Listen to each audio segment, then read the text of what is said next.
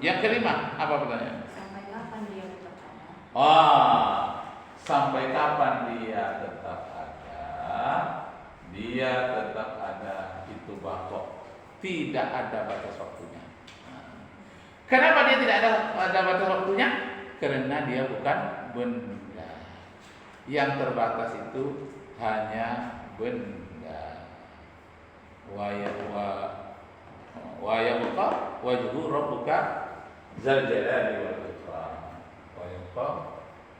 Wa yabqa wajhu rabbuka dzul jalali wal ikram. Wa yabqa wajhu rabbuka dzul jalali wal ikram.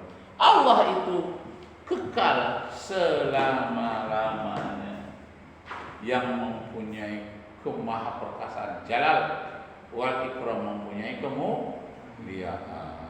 Nah, itulah yang kita sembah.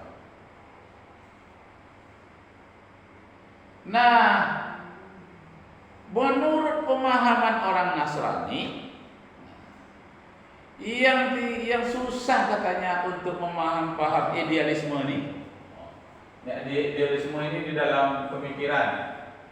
Allah itu dikonstruksikan dalam pemikiran. Kalau di sini Allah itu dikonstruksikan di dalam benda.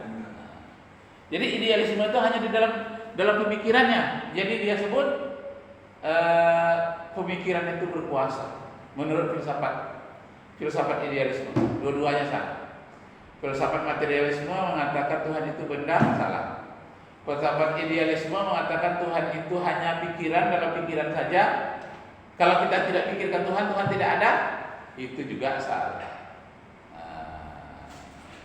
Jadi thinking pemikiran, katanya kalau kita memikirkan Tuhan, maka Tuhan menjadi ada. Kalau tak kita pikirkan Tuhan tidak ada. Salah atau benar?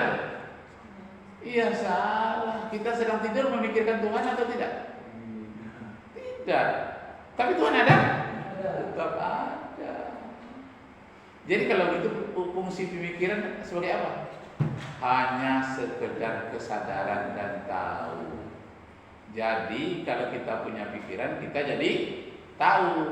Orang tak punya pikiran tidak bisa tahu. Hanya sekedar memberitahu pikiran.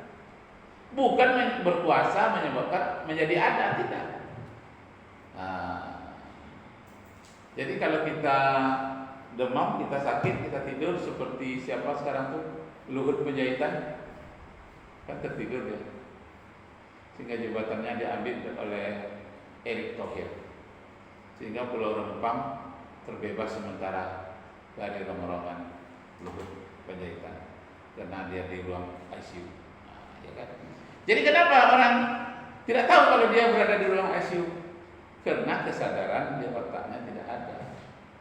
Kalau ada kesadaran, dia akan merasa sakit. Jadi orang untuk menghilangkan rasa sakit diputuskan saraf yang menyambung ke otak. Karena otak akan merasakan sakit.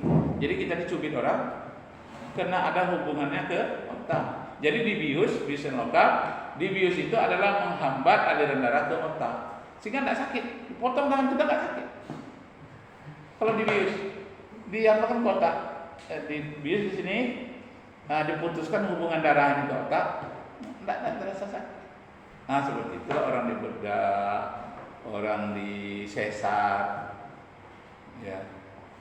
Wanitanya ada kemungkinan melahirnya dengan di sesar. Nah, kalau dibius nggak terasa. Ustaz dulu pernah jempol kaki itu nggak sembuh-sembuh. Lalu buat di sana dibius, tusuk, potong bagian-bagian dari sakitnya jempol bapak yang nggak sembuh-sembuh. Nggak ada sakit apa? Sakit pak. Diuji ditusuknya pakai jarum. Jempol sakit nggak? Nggak terasa lagi, nggak. Dan coba dah bukanya, paku, kuku ini buka, nggak terasa apa. Terus dibalut sampai ke rumah, sampai 2 bulan mau nyembol aku satu-satu lagi. Ini rupanya ya. Jadi kalau dibius tidak sakit. Kenapa? Dihambat ke otak. Jadi orang bisa dapat suatu ilmu untuk menghilangkan rasa sakit, hilangkan saraf ke otak. Itu sebabnya orang tentara yang pergi berperang itu dia bawa narkoba untuk mengantisipasi begitu dia sakit, dia makan narkoba. Narkoba itu menyetop otak, darahnya lahir ke otak, sehingga dia menghayal aja dia dengan narkobanya, yang sakit tak terasa oleh dia. Jadi dijahit oleh kawannya di dalam hutan itu, tentara perang itu nggak terasa, dia menghayal saja akibat narkoba. Nah, cuma orang sekarang salah penggunaan narkoba, digunakannya untuk malam minggu, untuk biasa-biasa itu. Padahal itu untuk orang-orang yang akan dibedah. Itu namanya penyalahgunaan narkoba. Penggunaan narkoba yang tidak salah adalah untuk pengobatan dari rumah sakit. Itu penggunaan narkoba yang benar. Kemudian penggunaan narkoba untuk industri kimia, termasuk cat, termasuk lem. Makanya anak-anak yang hobi narkoba itu karena lem aja diciumnya. Bisa ya. Karena di sana digunakan bahan narkoba untuk menjadi lem tidak cepat beku, cat tidak cepat kering. Jadi gunanya untuk pengawet. Dicium pula, otaknya menjadi terbalik, rusak. Tidak boleh. Ngelem-ngelem anak SD biasanya. Bisa dipahami? Jadi disebutkan di situ bahwa Allah itu sebab wujud. Nah, bagaimana keberadaan? Itu pertanyaan yang tadi itu. Sampai kapan dia tetap ada? Sampai kapan pun Tuhan tetap ada. Nomor berapa itu? Nomor 5. Nomor 6 lagi apa? Bagaimana kalau ternyata dia tidak ada? Nah, bagaimana seandainya Tuhan itu tidak ada? Kalau Tuhan itu tidak ada, penyebab dari penyebab segala sesuatu tidak ada, berarti alam ini tidak ada. Kalaulah dia tidak ada, maka alam ini tidak ada. Ternyata alam ini ada atau tidak? Ada. Nah, berarti adalah penyebabnya. Kullu syai'in sababun, segala sesuatu itu ada penyebabnya. Laisa syai'un bi ghairi sababin, tidak ada sesuatu apapun tanpa ada sebab. Perang antara Israel sekarang dengan siapa? Dengan Palestina. Ada nggak sebabnya?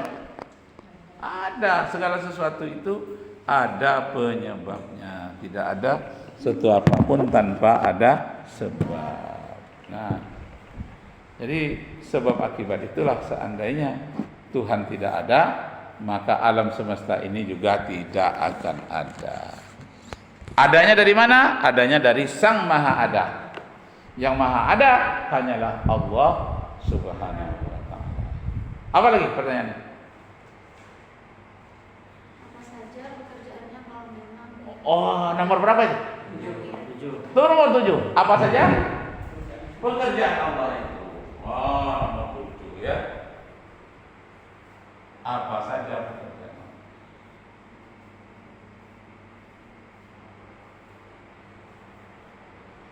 Apa saja pekerjaan Allah? Pertanyaan ini juga salah. Kenapa? Apa pekerjaan Allah itu? Mencipta, kata kita.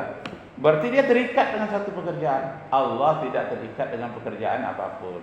Jadi jawabannya yang benar, apa pekerjaan Allah sekarang ini? Terserah kepada dia. Kenapa? Ada ayat Al-Quran mengatakan fa'alul lima yurid. Terserah kepada dia apapun yang mau dia buat. Fa'alul lima yurid. Allah membuat apa saja yang dia kehendaki. Terserah dia sekarang. Kalau mau mencipta dia, enggak apa-apa. Kalau mau apa saja, ya terserah kepada dia. Tidak ada yang mendikte dia. Bebas. Allah bebas berbuat apa saja. Tapi kenapa orang menanyakan apa aja pekerjaan Tuhan itu? Yang menciptakan bumi, menciptakan air, berarti dia telah mendikte Tuhan. Dia menganggap Tuhan seperti benda, seperti manusia. manusia tetap pekerjaannya yang kerja kantor saja. Yang kerjanya gali parit, menggali parit saja. Karena cara berpikirnya membuat Tuhan itu seperti manusia, maka dia akan diikat dengan suatu pekerjaan. Allah tidak terikat dengan pekerjaan apapun karena dia maha berkehendak. Ya, maha berkehendak itu disebut dengan iradah. Nah, jelasnya apa saja? Allah itu iradah.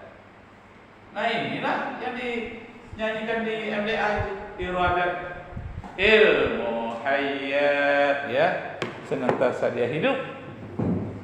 Wujud dan baqa mukhalafatu lil hawadisi qiyamuhu binafsihi wahdaniyat qudrat iradah. Itu dia iradat. Apa pertanyaan Allah? Apa pekerjaan Allah itu? Allah itu iradat, terserah kepada dia. Apapun yang mau dia kerjakan, fa'alun lima yurid. Terserah kepada Allah apapun yang hendak dia kerjakan. Jadi kalau tadi ditanyakan tadi itu apa saja pekerjaan Allah, pertanyaan itu yang salah. Karena dia akan menjerat hanya satu pekerjaan. Tak mungkin kita menyebutkan satu persatu pekerjaan Allah itu ada triliun, bertriliun juga lebih. Kita sebutkan satu-satu. Iya, mendikte Tuhan namanya, kita tidak bisa.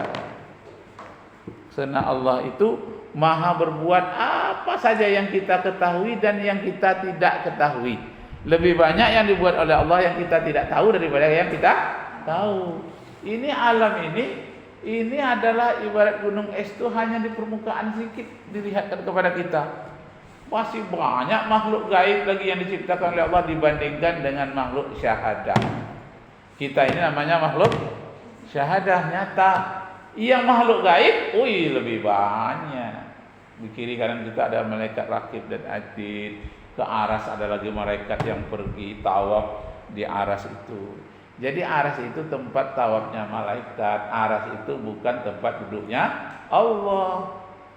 Kalau malaikat, karena dia benda gaib namanya malaikat. Alam tuh. Apa yang dikatakan alam? Masih wallah. Apa-apa saja selain Allah disebut dengan alam. Yang disebut langit apa?